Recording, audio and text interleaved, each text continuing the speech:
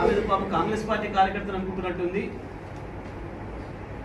తప్పకుండా మీ మీద ఏసీఆర్ ఉంటుందనే విషయాన్ని కూడా గుర్తుపెట్టుకోవాలి. కేవలం అధికారంలో ఉన్నోళ్ళే రాస్తారనుకుంటే తప్పు అవుతుంది. కాంగ్రెస్ పార్టీ కార్యకర్తలుగా మాట్లాడుతుంది జిల్లా కలెక్టర్ గారు. మీరు మాట్లాడిన రికార్డులు ఉన్నాయి మా దగ్గర. తప్పకుండా మేము డిఓపిటికి కూడా కంప్లైంట్ చేయాల్సి వస్తుంది.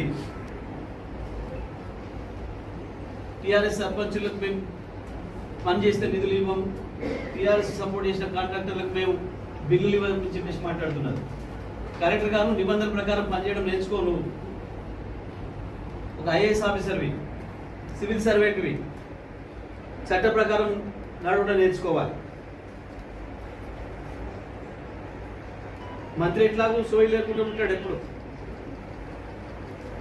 నల్గొండ మంత్రి ఎప్పుడు కూడా అందరు ఉండే పద్ధతిలో ఉండలేడు. ముద్దుగాల నుంచి ఆయన ఏం చెప్తే అదే చేస్తాను కనుక అనుకుంటే జిల్లా కలెక్టర్ ఇబ్బందులు పడాల్సి వస్తుంది.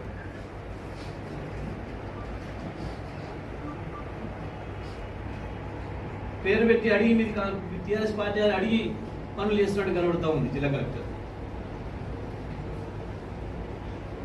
నేను జిల్లా పోలీస్ అధికారి కూడా చెప్తా ఉన్నా, కింది స్థాయి పోలీసుల మీద మీ నియంత్రణ తప్పుతుంది, మీ పట్టు తప్పుతుంది, ఎవరు ఇష్టం వచ్చినట్టు వాళ్ళు ప్రవర్తిస్తున్నట్టు కనబడుతుంది. వాళ్ళని కంట్రోల్ చేసుకోవాల్సిన బాధ్యత మీదే.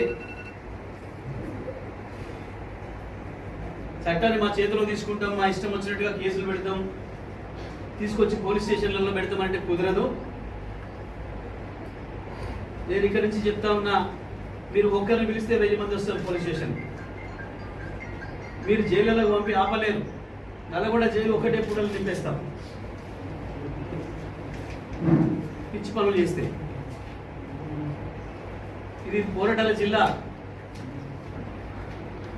100 ఏళ్ల క్రితమే తిరుగుబాటు చేసిన జిల్లా.